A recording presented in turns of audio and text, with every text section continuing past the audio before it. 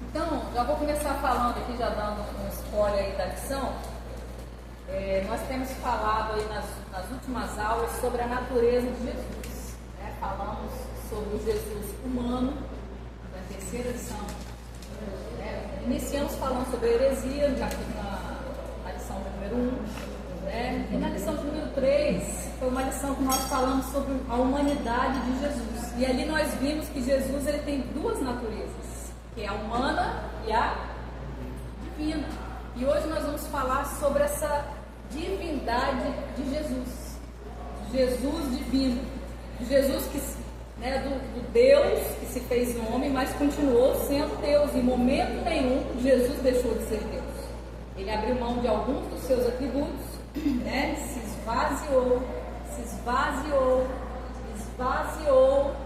se esvaziou de uma tal forma que ele se tornou o quê? Um zigoto.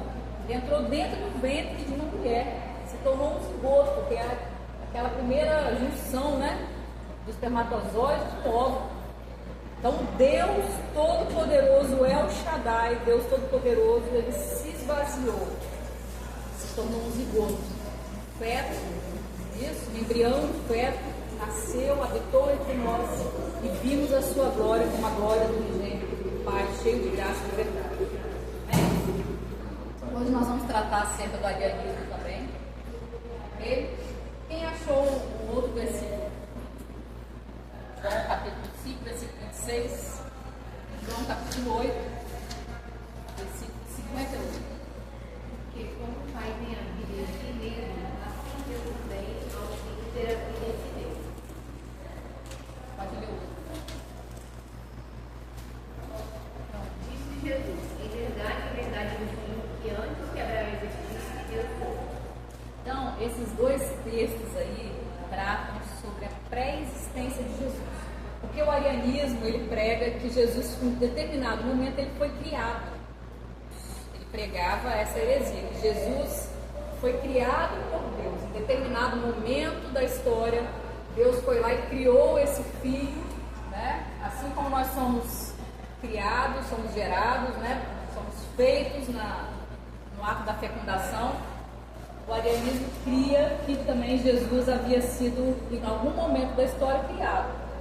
Bom, só que essa crença é uma heresia. Jesus ele foi gerado, mas ele é autoexistente. Lá nós vemos aqui, vamos ler aqui alguns textos que falam que lá no início da criação, Jesus estava presente, a Trindade estava presente. Tá? Nós cremos na Trindade. Bom, então vamos lá. Só falando um pouquinho aí sobre João, acho que é importante, a gente falar um pouquinho. O Evangelho de João, ele é o fragmento bíblico, a parte bíblica que é mais divulgada no mundo. É o livro mais divulgado no mundo, é o livro de João. Não sei se vocês sabiam disso. Justamente porque ele fala sobre esse Jesus divino, esse Jesus Salvador. Então, quando uma pessoa aceita Jesus, quando chega um novo convertido, às vezes pergunta assim, já aconteceu muito isso. Eu já trabalhei também com salas de novos convertidos. E o que a gente recomenda? Qual é o primeiro livro para ler? É Apocalipse? É Gênesis? A pessoa às vezes quer ler lá de Gênesis, não vai entender nada. Então você recomenda o quê? Leia o livro de João, porque vai apresentar Jesus como Salvador, como Redentor. É um livro que foi escrito para todos os povos. É um livro mais fácil de se entender, tá bom? Então esse livro, ele foi escrito para vários idiomas, já passam de 8 bilhões de exemplares. O livro mais divulgado, o fragmento da Bíblia mais divulgado é o livro de João, tá bom? João escreveu este livro, quando João escreveu, foi no final do primeiro século. Final do primeiro século. Quando ele escreveu, todos os outros apóstolos já haviam morrido. Pelo viés do martírio, Todos eles foram martirizados.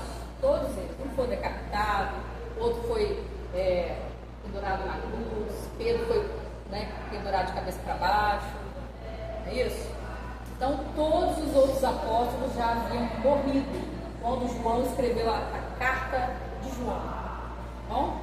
Ele escreveu no final do primeiro século, né? E quando ele escreveu esse evangelho, os outros evangelhos sinóticos, que é semelhante, né? Mateus, Marcos e Lucas já haviam sido escritos, e eles já circulavam nas outras igrejas, porque foi 20 anos depois. Foi 20 anos depois que os outros evangelhos foram escritos que João escreveu o evangelho de João. Tá? Então só havia ele. João foi o único apóstolo que não sofreu martírio. Foi o apóstolo do amor. Eu fico me perguntando, né? Isso é conjectura minha, né? Não é uma doutrina, não é nada disso. Mas eu fico me perguntando, questionando, por que João foi o único que não sofreu martírio, né? Não foi martirizado. Ele era considerado o apóstolo do amor.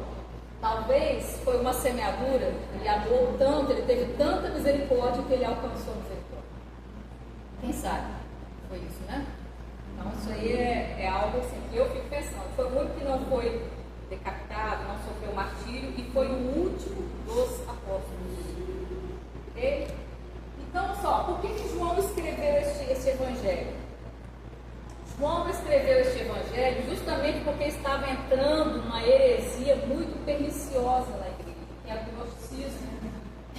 Né? E essa heresia foi um ataque frontal, né, pesado aí da parte de Satanás para tentar destruir a genuidade da palavra de Deus.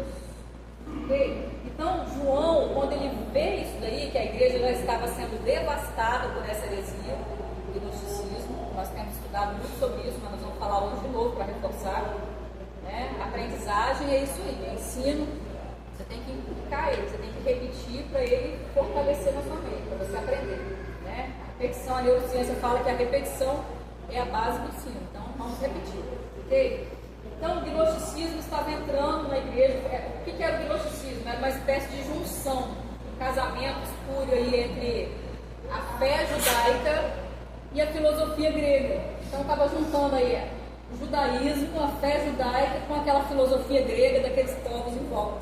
Estavam juntando e fizeram uma mistura. Você pensa bem, a mistura do judaísmo, né, cristianismo, com heresias helênicas ali, daquele povo que estava em volta. Então, é como se a gente, por exemplo, tivesse aqui, nós somos cristãos, mas como se a gente, por exemplo, aceitasse algumas práticas mundanas. É isso aí que estava acontecendo. O judaísmo, eles estavam aceitando algumas práticas não cristãs, né, que estava assolando a igreja. Então, o objetivo desta carta que João escreveu foi apontar Jesus como Filho de Deus e não um filho criado, como pregava o gnosticismo, o arianismo, né? Hoje nós estamos falando sobre o arianismo. Vamos falar, né? Então, Jesus, ele foi um ser gerado, mas ele já era pré-existente. Ele simplesmente, em algum momento, ele foi gerado. Ele entrou dentro do ventre, mas não significa que ele não existia. Ele já existia, porque nós lemos, a Ludmila leu ali dois textos, né? Que são esses dois textos aqui, ó.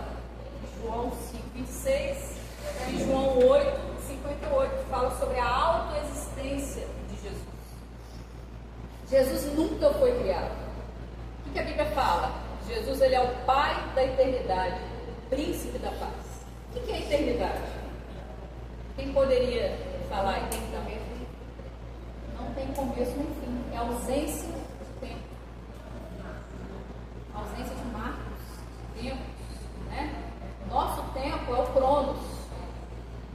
O cronológico, né? É o tempo que você olha no relógio ali e você cronometra. Mas o tempo de Deus é o kairos. É diferente do nosso. Isso. O kairos de Deus, é o tempo de Deus, é a eternidade de Deus. E aí, tentando falar um pouquinho sobre essa eternidade, se eu tirar aqui do nosso tempo, imagina que vamos pensar em 1000 anos, milênio. Se eu tirar um ano, vai ser milênio? Não. Vai ser 999. Porque eu estou no tempo Cronos, né? Agora vamos falar um pouquinho do Kairos de Deus. Vamos falar da eternidade, que é a ausência, né? Sem princípio, sem fim, ausência de tempo, ausência de marcos, Se eu tirar aí da eternidade 1 milhão de anos, a eternidade deixou de ser eternidade? Não. Porque eternidade é algo eterno. Nós não conseguimos ter muita dimensão disso aí, porque nosso tempo, a nossa forma de habitar, né? A nossa forma de cronometrar não é o Kairos. Nós estamos limitados ao tempo. Às vezes quando Deus quer falar com a gente também, né? Aí a gente acha que Deus falou hoje, amanhã já vai se cumprir, né? Que o nosso tempo é totalmente diferente do tempo de Deus, né? Às vezes Deus fala com a gente de uma promessa, né? Aí a gente agarra naquela, não, vai ser amanhã, vai ser depois da manhã, né? Mas é o tempo de Deus, né? Ele que sabe todas as coisas. É diferente do nosso. Tanto é que a profecia messiânica foi, né, por Isaías, olha quantos anos foi prometido Messias. É isso? Quantos anos demorou para se cumprir isso? Verdade? O pastor pregou esses dias foi domingo, né, sobre a igreja de Corinto, e aguardava a volta de Jesus para aquela geração. Eles começaram a vender suas propriedades, começaram a largar os seus empregos. Quando você vê a história da igreja, você vê isso. Porque eles estavam esperando Jesus para aquela hora. Jesus havia falado que iria voltar.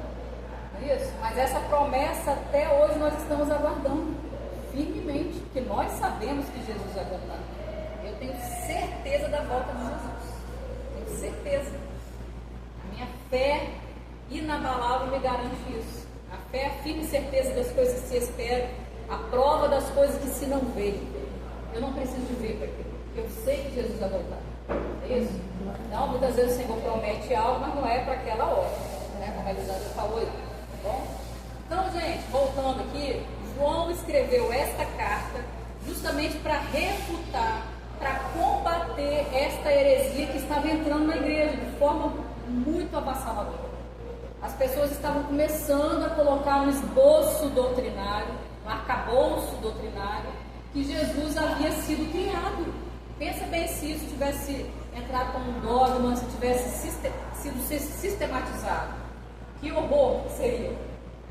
Aí Jesus não seria Deus. Logo, quem morreu pelos nossos pecados não teria habilidade, né, jurídica para nos salvar. Somente um Redentor perfeito, um Cordeiro perfeito, sem mancha, sem pecado, poderia morrer por nós. Um homem, assim como por um homem o pecado entrou no mundo, assim também por um homem o pecado saiu do mundo, mas não um homem pecador, um homem no qual não havia pecado. Essa cultura helênica, quando começou a cultura helênica? Quando Alexandre o Grande conquistou todo mundo. Alexandre foi o maior imperador que teve na história. E ele conquistou todo mundo. E essa cultura de Alexandre, a cultura grega, chamou-se o nome de helenismo. Então, o que é helenismo? É a cultura grega. Quando você fala assim de helenismo, o que significa isso, né? É a cultura helênica, a cultura grega que estava permeando todo o mundo.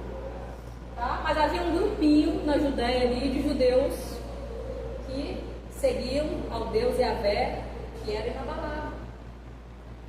Tá? E eles não se deixavam contaminar com essa cultura helênica, com essa cultura grega. Por quê? Eles haviam saído de um cativeiro chamado cativeiro babilônico, onde eles foram tratados.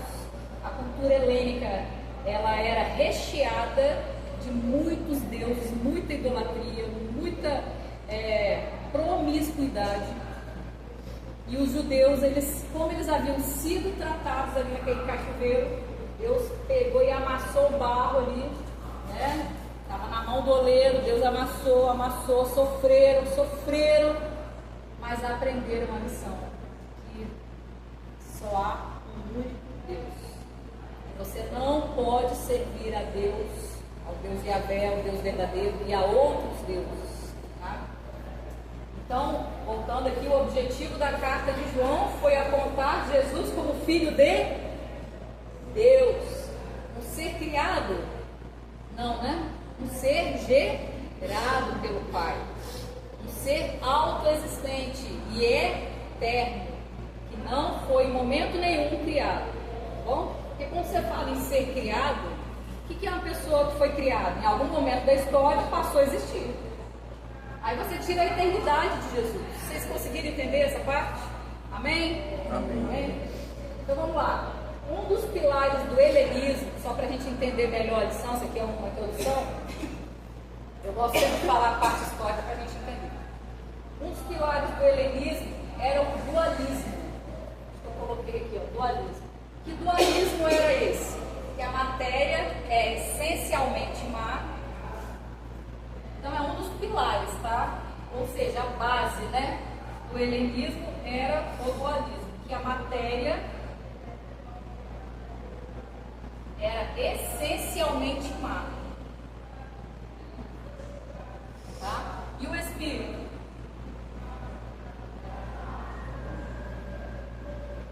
Era essencialmente bom. Que matéria é essa, gente? É isso aqui? Que matéria é essa que pregava o dualismo? Hã? Isso aí, corpo, pode falar, não fica com medo não. A bichinha tá afiada hoje, né? É? Ah, a bichinha lá tá afiada hoje, respondendo. Isso também, né? Pode falar, tá, gente? Então, olha só. A matéria era má. Nosso corpo, segundo pregava o arianismo, o corpo é mau. Então, somente o espírito era bom.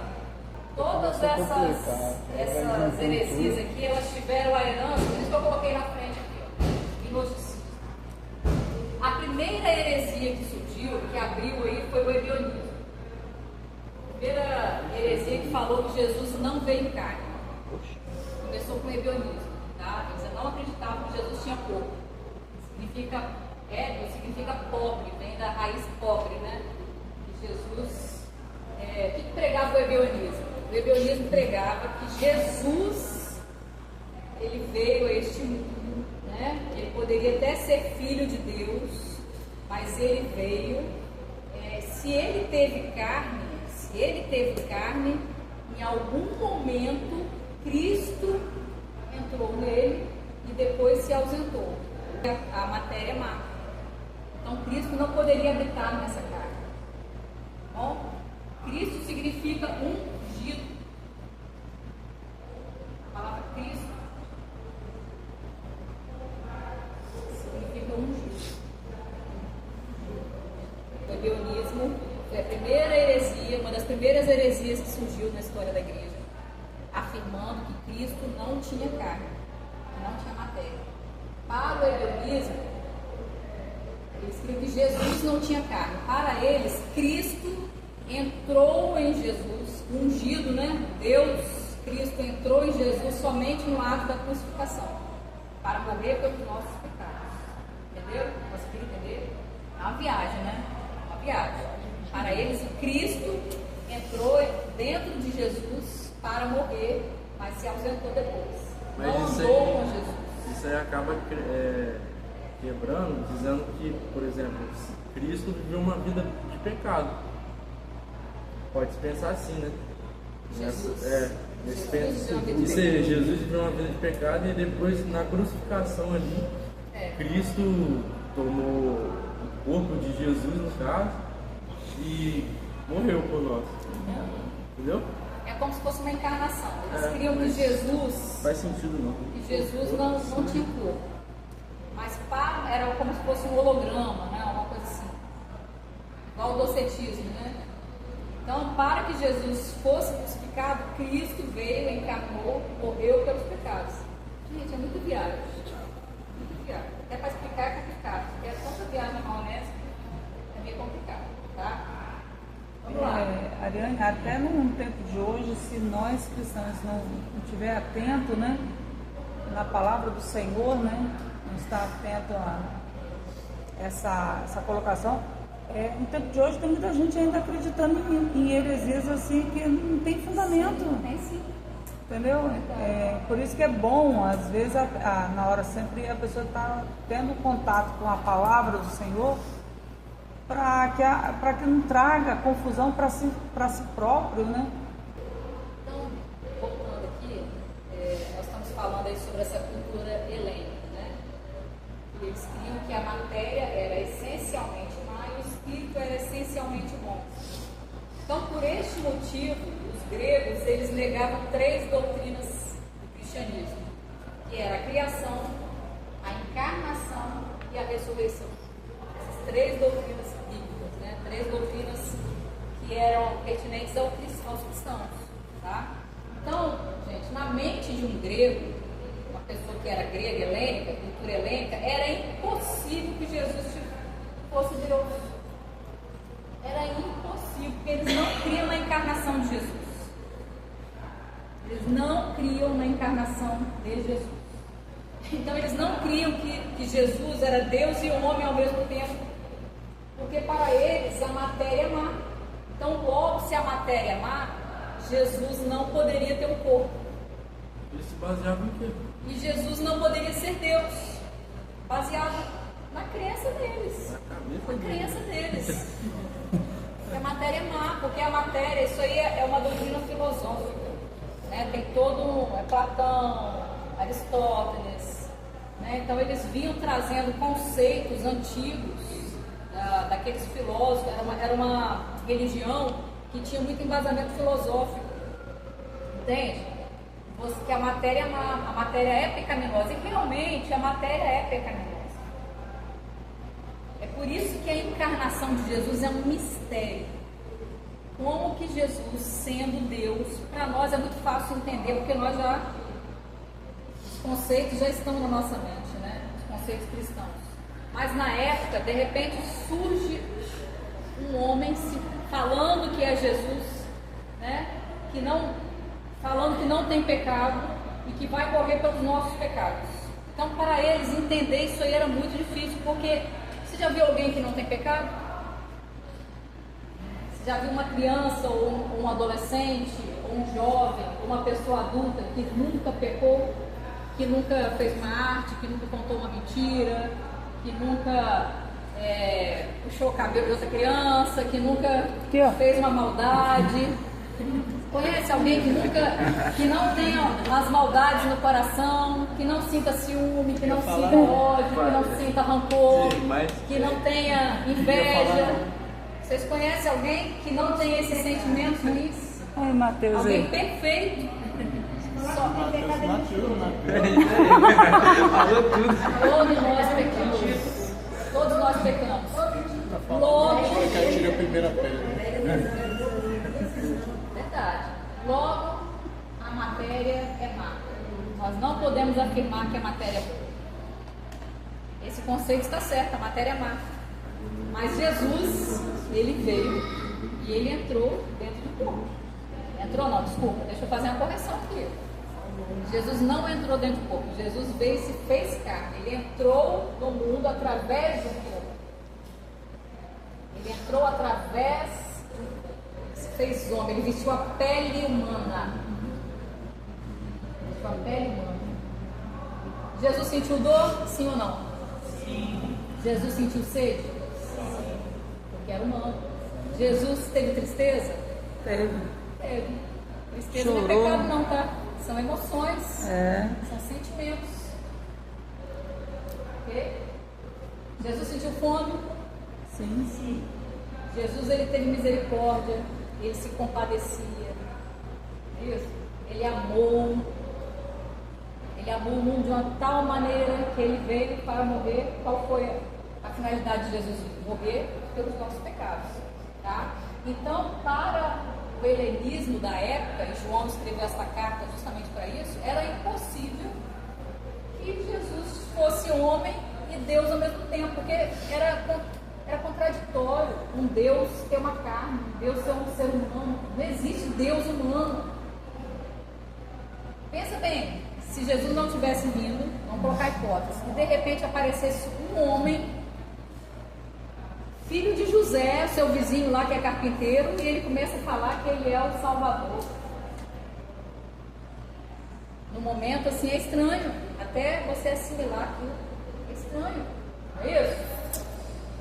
Então, olha só, sendo assim, logo no final do primeiro século, começa-se a negar a divindade de Jesus, tá? Por isso João escreve aos fiéis da época para combater essa heresia.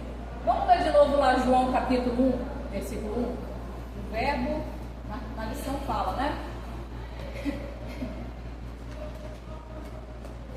No princípio era a palavra, o verbo. O verbo estava com Deus e o verbo era Deus. No princípio era o verbo.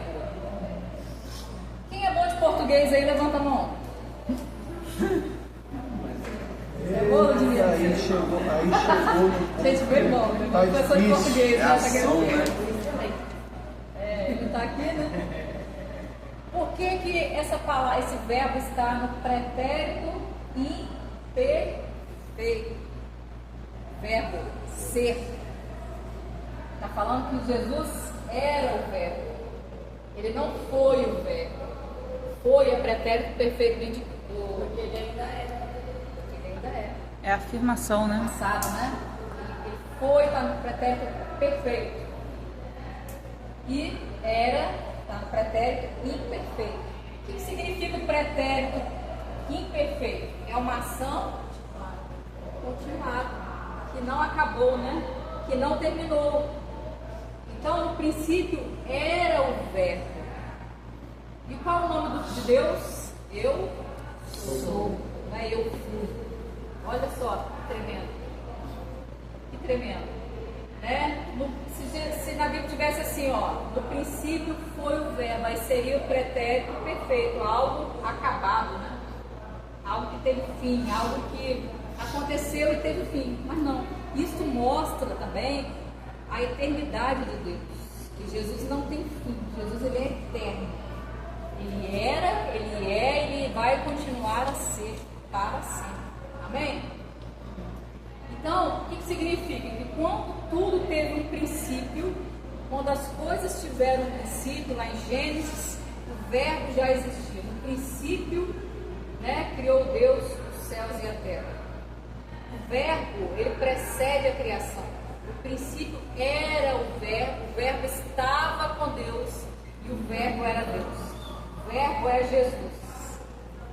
O verbo é eterno, fala sobre a eternidade, que é um atributo, né, de Deus. O verbo não era apenas mais um ser superior que estava ali, tá? Superior aos anjos, mas ele era, como dizia Ario, né, que era o autor aqui do arianismo, tá?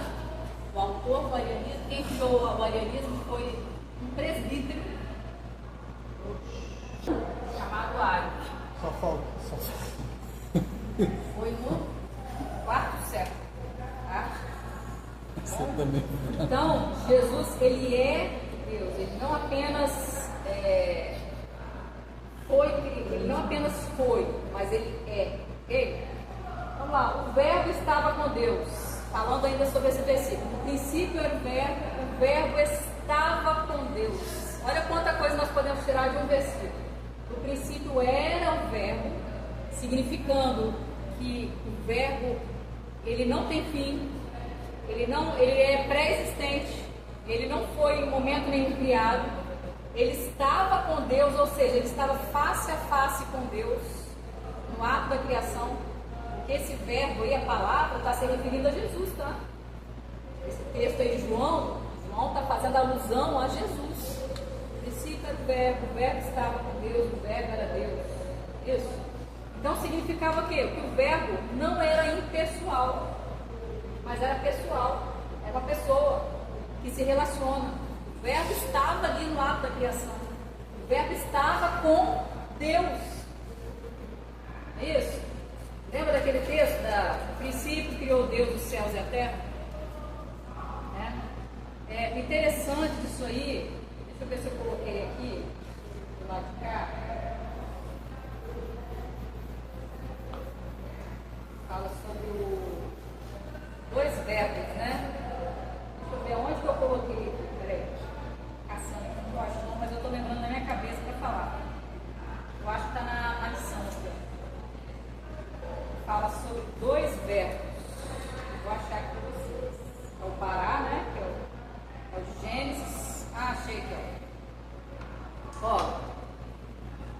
lição, no tópico 2, fala assim, a heresia que nega a divindade de Jesus. Lá no número 3 fala assim, ó, a tradução criou de Provérbios 8:33 da Septuaginta é opcional, pois o verbo hebraico nessa passagem é caná, obter, adquirir, criar. Mas o sentido de criar para trazer à existência algo do nada é o verbo bará, como Gênesis capítulo 1, versículo 1. Então, esse verbo aqui, bará, que é o da criação, é o verbo que se refere a Deus. Esse verbo ele aparece exclusivamente quando Deus é o sujeito, pois só Ele cria do nada. Somente Deus tem o poder de criar do nada. É o chamado El-Hilo, isso? Dentro da filosofia, né? El-Hilo, é você criar a partir do nada. Por exemplo, eu posso pegar uma madeira e reproduzir isso aqui. Eu não sou marceneiro não, mas marceneiro, ele pega uma cadeira e ele vai reproduzir uma cadeira, reproduzir um móvel, mas é algo que já existia. Ele pegou uma matéria-prima, mas Deus não. Esse verbo bará, é Bereshit, bará, Elohim. Gênesis 1:1, no princípio criou Deus, e ali é Elohim, ali está na Trindade. Essa palavra significa os três, não é Elohá. Elohá é no singular, Elohim no plural, significando que a Trindade estava ali. Bereshit, bará, no princípio criou Deus, ou deuses, né? Os três estavam ali no ato da criação. Então, essa palavra bará só aparece quando Deus é o sujeito da oração, quando Ele é o principal, Ele é o criador, porque só Deus tem poder de criar. Você não vai ver esse verbo bará em outro lugar que não seja Deus criando, porque o homem não tem poder de criar do nada. E esse bará aí é criar do nada, é trazer à existência aquilo que não existe. Deus tem poder de trazer à existência aquilo que não existe. Eu abro até um parênteses aqui agora, para falar qual é o seu problema, o que você precisa. Deus tem poder para trazer à existência aquilo que não existe, aquilo que você nem imagina. Muitas vezes nós estamos perguntando como, Senhor, de que forma, de que jeito. Não se preocupe com como, de que jeito, porque o Senhor que faz. Aquilo que parece impossível para você, Deus tem poder para fazer, porque Ele traz à existência aquilo que não existe. Não é pela nossa capacidade, não é pelo nosso mérito, não é pelo nosso diploma, não é pela nossa força, mas é pela força do Senhor. Quantas vezes o Senhor já agiu poderosamente na história do povo dele, trazendo vitórias que pareciam ser inalcançáveis, mas o Senhor trouxe a vitória, porque Deus é aquele que traz. Só com a palavra dele ele traz a existência. Haja luz. Interessante, se vocês abrirem a Bíblia aí, abrem em Gênesis capítulo 1, lá no ato da criação. Gênesis capítulo 1, não ia dar aula não, mas só para trazer essa curiosidade. Gênesis capítulo 1, versículo 1 fala assim: no princípio criou Deus os céus e a terra. Bereshit, bará, Elohim, né? Deus criou. A terra era sem forma e vazia, e havia trevas sobre a face do abismo. O Espírito de Deus pairava sobre a face das águas. E disse Deus: haja luz.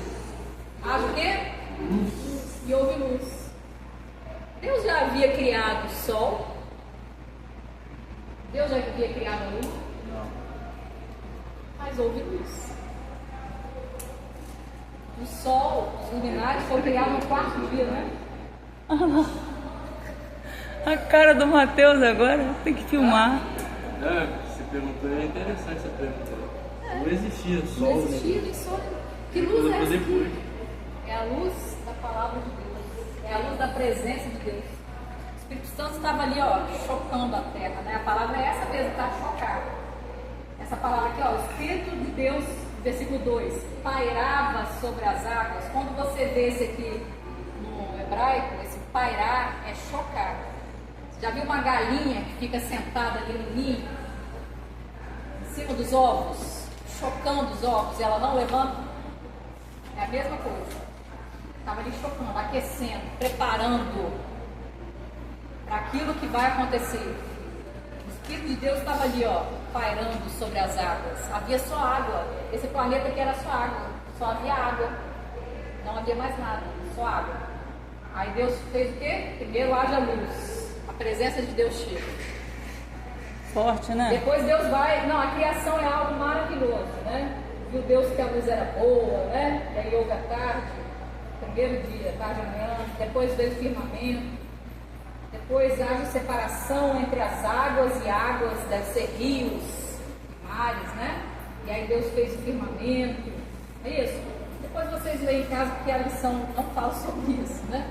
Mas é maravilhoso. Quando você vê a criação de Deus, o nosso Deus é maravilhoso, tá bom? Então, Deus estava ali no início da criação, fazendo todas as coisas. O Deus eterno. O nosso Deus, Ele é eterno. Ele é o Pai da eternidade, o Príncipe da paz. Alguém tem horas aí de falar? 10:05? Tá, vamos lá. Então, vamos lá. Falando um pouquinho sobre o verbo que estava com Deus, né? Ele estava face a face com Deus. No princípio era o verbo estava com Deus, e o verbo era Deus. Gente, alguém pode estar face a face com Deus? Algum homem já esteve assim, cara a cara com Deus? Não. E sobreviveu? Não consegue, não. Moisés até pediu, né? Para Deus, né? Moisés não regulava muito bem a cabeça, não. Senhor, eu quero te ver face a face. Eu quero te ver, meu Deus. Ele tinha tanta intimidade com Deus, foi o homem que mais teve intimidade com Deus, foi Moisés, né? E ele queria, não, eu quero ver o Senhor, eu quero ver o Senhor. Isso. Aí Deus, de tanto ele perturbar Deus, graças, né? Aí Deus falou aqui, ó, vou fazer o seguinte: quando você estiver lá no monte, eu vou passar a minha glória, vou passar de costas, você fica nessa posição aqui, ó, você vai ver só um pouquinho da minha glória. Ele ficou na fenda da rocha. Você imagina? Duas rochas, né? E uma fenda, um buraquinho na fenda, né? Uma fendazinha ali. Eu vou passar de relance e você vai ver a minha glória. Aí imagina Deus, né? Na velocidade da luz, passando descosta, não é isso? E aquela glória, Moisés viu aquela glória. Mas a Bíblia fala que ele tinha um relacionamento face a face com Deus, porque Deus, quando Moisés subia no Monte Sinai, fumegava, a Bíblia fala que ele ficava face a face com Deus, mas não era a Shekinah de Deus que estava toda ali. Porque se Deus se manifestasse com toda a sua glória, Moisés não suportaria. Moisés, nós não conseguimos suportar a glória de Deus, a presença de Deus, porque nós estamos num corpo pecaminoso, corruptível, né? Tanto é que para nós irmos para o céu, nosso corpo vai ter que ser glorificado. Não vai ser esse corpo, vai ser um corpo diferente. Vai ser um corpo que suporta os céus, não um corpo corruptível, um corpo terreno. Isso aqui é feito de pó, não é verdade? É do pó. Limpa a sua casa, as mulheres aí, os homens também. Passando, aí você deixa a janela aberta, daí uns 2 dias você pega e faz isso aqui, ó. 2 dias? De tarde mesmo já tá cheio de pó. Aqui. Tá limpinho. Vendo? Esse aqui é o pó. É o pó, não é areia, não é barro. Quando ela Tem gente fazer que isso fala lá que no de trabalho. barro. É o pó da terra, uma coisa bem 3 fina, quilos bem. dele. É isso aqui. Isso aqui é a nossa composição. Pó da terra. Tá? Vamos lá. Então, esse versículo aqui também nos traz à luz que Jesus, ele é pessoal, né? É da mesma substância de Deus. Lá no Credo Niceno, em 325 depois de Cristo, né? Diz assim, quer ver? Deixa eu ver um pedacinho para vocês aqui, que eu não sei de cabeça. 325. Tem até que decorar esse credo aqui. Eu dou muita aula sobre isso. Raptar a letra pra lá. Olha o que fala. O credo niceno foi escrito justamente, esse credo aqui foi um ajuntamento, né, da igreja, dos pais da igreja, foi um concílio que teve, um ajuntamento de todos os bispos, pais da igreja, na época, para poder refutar a heresia de Ario, de que Cristo havia sido criado. Então esse concílio aqui foi especificamente para isso. Os líderes da igreja se reuniram para refutar essa heresia de Ario, o arianismo, tá? E aí o que foi determinado, qual foi o dogma que foi criado nesse concílio? Ó, cremos em um só Deus, Pai Todo-Poderoso, Criador de todas as coisas, visíveis e invisíveis, em um só Senhor Jesus Cristo, Filho de Deus, gerado, não criado, né? Gerado unigênito do Pai, isto é, da substância do Pai. Esse é o nosso credo, tá?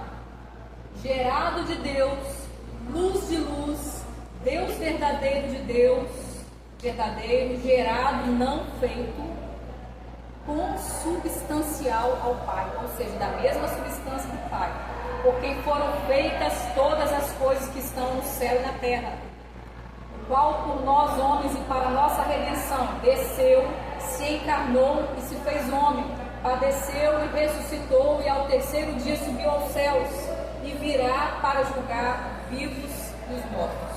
Os vivos e os mortos. É no Espírito. Aí vai falar sobre a crença do Espírito Santo aqui. Tá bom? Então o credo niceno foi feito justamente para refutar essa heresia de Ario em 325 depois de Cristo. Olha só, quarto século. Ainda estava havendo heresias com relação a isso. Quando João escreveu essa carta aqui, foi no final do primeiro século. E o concílio aqui de Nicéia foi no quarto século. Olha como é que essa heresia estava atrapalhando, enchendo a paciência dos cristãos. Como é que foi um negócio difícil de sair. Por isso nós estamos estudando hoje aqui sobre isso. Sabe por quê? Tem muitas igrejas por aí que estão pregando isso, que Jesus é criado. Tem igrejas por aí que vocês nem imaginam, mas não crê em Jesus, que Jesus é Deus. Tem igrejas que pregam o unicismo. O pastor Wilson deu aula aqui sobre o unicismo, né? Vocês lembram? A unicidade de Jesus, da Trindade. O que o unicismo fala? Prega que tanto Deus Pai, Deus Filho e Deus Espírito são um só, no sentido de manifestação, né? Quando Deus está no céu, se manifesta como Deus. Desceu a essa terra, se manifestou como Jesus. Aí não ficou ninguém no céu, saiu Deus lá de cima, veio Jesus para cá. E aí Jesus subiu, desceu o Espírito Santo, ou seja, o céu está vazio. Então, você igreja de 33 anos, né? É, exatamente. O céu ficou vazio, né? 33 anos sem Deus, sem a presença de nenhum Deus em cima. O unicismo prega isso. E agora que o Espírito Santo está habitando no nosso coração? Então, O céu está totalmente vazio na cabeça deles. então, e sabe quais igrejas que pregam isso? Tem muitas. Adventista, aquela dos Mormons. Os Mormons não, desculpa, a Voz da Verdade. Voz da Verdade. Hã? O Testemunho de Jeová não crê em Jesus. Né? Os Mormons também não creem em Jesus como Deus, né? Eles creem que Jesus foi um profeta. Profeta. Então, olha só, tem uma palavra na Bíblia, eu não lembro qual é o versículo, que fala assim, que Jesus fala, né, que ele seria a pedra de esquina, a pedra angular rejeitada por muitos, a pedra de tropeço de muitos, ou seja, muitas pessoas estão tropeçando justamente em Jesus. Crer em Deus é fácil falar de Deus, todo mundo é espiritualista, você fala de Deus, todo mundo aceita, o budismo, né, as religiões orientais, Seishinoe, aqui na revista fala sobre Seishinoe. No final ali vocês leram, eu acho que não vai dar tempo, o pastor pediu para terminar um pouquinho mais cedo, né? Eu gosto de terminar mais tarde, ele pede para terminar mais cedo. Prova. É só na sua vez, né? Só na minha vez que vocês. Tá? Então, nós temos que. Você já percebeu Isso aí isso? não importa também. Estou falando mal do pastor. É meu irmão, né? Eu posso falar, não falando com meu irmão, mas eu puxo a orelha dele. Na verdade, a escola bíblica, né? É quando começa a ficar bom, aí Acaba. Aí tem que acabar. Eu acho que é o único espaço, né? Que a gente. Vamos lá. Entenderam aí sobre o credo niceno? Amém? É credo niceno, de Niceia, né? Niceia. Por causa do local que foi. Niceno. O credo niceno foi em 325 depois de Cristo. Esse credo aqui foi para combater as heresias de Ariano, exclusivamente para isso. Tá? Então vamos lá. João 14 e 9, vocês já leram? Não, né? Abre para mim aí, gente. 14 e 9 de João, capítulo 10, versículo 30. Evangelho de João 14, versículo 9 e capítulo 10, versículo 30. Esses dois textos aí falam, enfatizam, né, a unidade, a essência entre Deus e o Pai.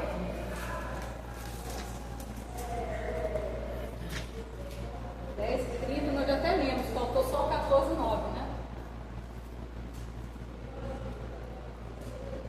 10 e 30 é o quê? Eu e o Pai somos um. Eu e o Pai somos um, que é a Ludmila deu. E o 14 e 9? Disse-lhe Jesus: Estou há tanto tempo convosco e não tenho desconhecido, Filipe. Quem me vê a mim, vê o Pai. E como dizes tu, mostra-me o Pai. Tá vendo? Então Filipe havia perguntado, né? E Jesus falou que, olha, vocês querem ver o Pai, mas é só olhar para mim, eu e o Pai somos um. Quem vê a mim, vê o Pai. Eu fico pensando no privilégio que aqueles homens naquela época tiveram de ver Jesus. Tiveram, nós vamos ver Jesus um dia, né? Vamos tocar, quero chegar lá, abraçar Jesus, abraçar, né? Mas eles tiveram a oportunidade de ver Jesus humano, tocar na carne de Jesus, né? Isso, olhar no olho de Jesus. Nós vamos ver isso também, um pouco glorificado. Isso. Gente, só um parênteses aqui. Deus é Espírito, né? Deus, Pai, é Espírito. Você não consegue tocar em Deus, porque Ele é Espírito. O Espírito não tem matéria. O Espírito Santo, né, que é a chamada terceira pessoa da Trindade, é Espírito também. E Jesus? Como que Jesus está no céu? Eu acho que é em espírito também. Corpo glorioso.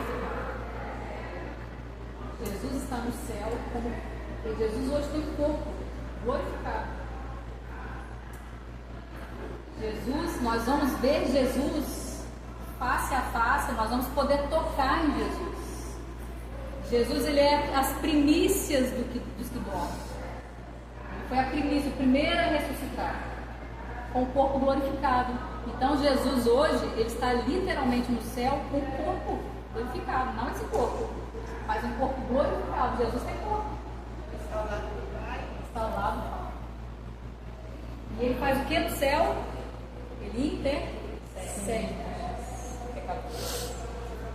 Ele é o nosso sumo sacerdote.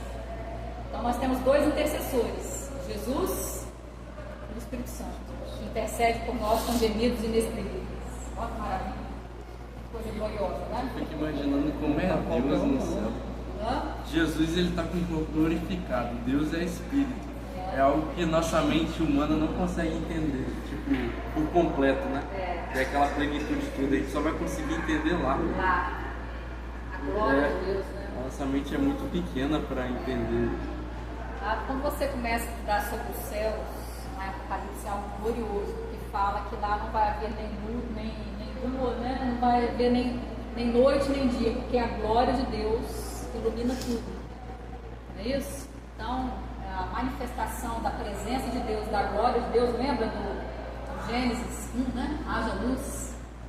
A presença de Deus, quando chega, traz a luz, né? Então a presença de Deus é manifesta de alguma forma. Nós vamos contemplar a presença de Deus de alguma forma que eu não sei qual é. Não posso falar, porque passa a ser uma heresia. Aí vira arianismo também, né? Vira outro. Arianismo capítulo, versão 2. Isso? Então vamos lá. Esse texto aqui mostra então, que Jesus estava ativamente unido, né? No ato da criação. Lá em João capítulo 1, versículo 3. João capítulo 1, versículo 3, lá na revista fala, Todas as coisas foram feitas por ele, sem ele nada do que foi feito se fez. E no versículo 10 diz: estava no mundo, o mundo foi feito por ele, e o mundo não o conheceu. O texto mostra aí, a partir do versículo 4, gente, que Jesus é a luz, como nós estamos falando aqui, né? O que diz lá no versículo 4? Nele estava a vida, e a vida era a luz dos homens. Então as trevas não podem prevalecer. Jesus está mostrando aqui que ele é a vida, que ele venceu a morte, ele venceu o inferno, ele venceu o império das trevas, tá? E todo o inferno viu a vitória gloriosa de Jesus. Quando Jesus chegou, as trevas foram dissipadas. Versículo 19 ao 27 deste capítulo ainda, nós não lemos aqui na lição, mas João declara ter sido enviado de Jesus. E o interessante é que João, ele foi, de certa forma, ele foi tentado, né? Quando chegaram para ele, acharam que ele era o Cristo. João ficava sempre batizando lá no deserto, né? Ele andava pelo deserto da Judeia, e o Jordão ali, ele batizava. E aí ele vai mostrar a grandeza daquele que o enviou. Ele fala o que? Olha, eu não sou Cristo. Vai vir um após mim que eu não sou digno nem de desatar a sandália dos seus pés. Esse daí é o Cristo. Eu não sou o Cristo. Então, de certa forma, João foi tentado. Agora, toda a história do Antigo Testamento aponta para Jesus. Nós temos aí segurança em falar isso. Provas irrefutáveis, desde o Antigo Testamento até hoje, sobre a divindade de Jesus, que é o tema da nossa aula hoje, a divindade de Jesus, tá? Desde Gênesis 3, o que fala Gênesis 3? Sobre a queda do homem, fala que a semente da mulher esmagaria a cabeça da serpente. Isso aí foi uma profecia para aquela serpente, né? E para... é uma profecia escatológica, afirmando que a semente da mulher, quem era essa semente da mulher? Jesus esmagaria a cabeça da serpente, que é Satanás. Bom, então olha só, finalizando, que minha secretária já está fazendo sinal. Os patriarcas já apontavam para Jesus lá no Antigo Testamento. Os profetas falaram de Jesus. Isso. O Cordeiro da Páscoa significava quem? Jesus. Era um símbolo, né? Jesus. O tabernáculo apontava para quem? Jesus. Todas aquelas sombras do que haviam de vir, tudo eram sombras daquilo que haviam de vir. Bom? Tudo eram símbolos, a arca da aliança, os utensílios dentro da arca, as tábuas, né? Que estavam ali dentro do propiciatório, a arca, a vara de Arão, o maná, tudo apontava para Jesus. As festas de Israel, as 5 festas que Israel tinha, apontavam para Jesus. Todos os sacrifícios no templo ali que eles faziam, não sabia nem por que estava fazendo aquilo, porque animal não perdoa pecado, apontavam para Jesus, eram sombras daquilo que ainda havia de vir. É isso? O próprio sábado era uma sombra, né, de Jesus. Porque o problema do adventismo, né, da seita adventista, do 7º dia, é que eles se apoiam em elementos para ser salvos. O sábado é um deles. Eles acham que para eles ser salvos, eles têm que guardar o sábado. E nós cremos que a salvação é pela graça. Na plenitude dos tempos, Jesus veio, né, cumprindo o sacrifício perfeito. Eu estou com a camisa aqui.